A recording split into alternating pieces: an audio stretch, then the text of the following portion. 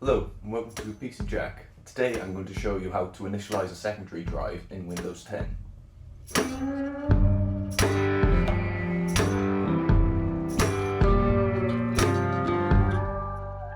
So the system that we're going to be initializing a secondary drive on is actually the Vision build, which is a system I've been working on for a friend of mine, featuring a Ryzen 5 3600 paired with a Gigabyte RTX 3070 Vision OC. Now in terms of storage, we have a WD-SN550 1TB NVMe PCI Gen 3 drive, which is going to basically be his boot drive, and he'll be able to install his most played games on that, as well as any applications he may need.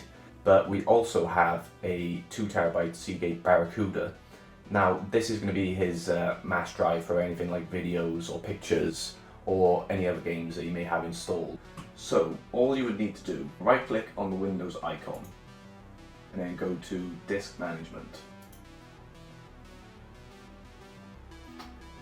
There we go, and we can see that it's actually prompted us to initialize the secondary drive, so we can leave that as GPT and just click OK.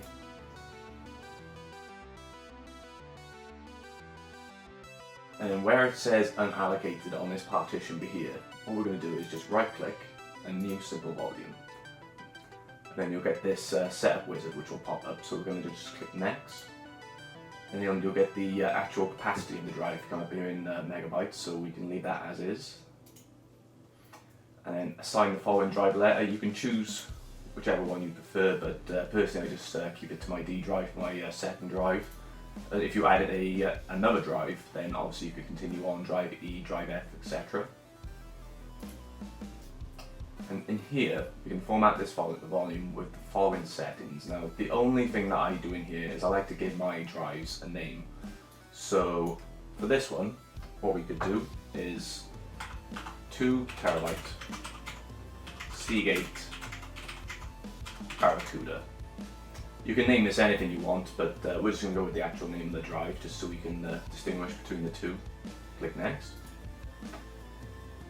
And it will give you all the information you just entered, so you can double check to make sure everything's correct.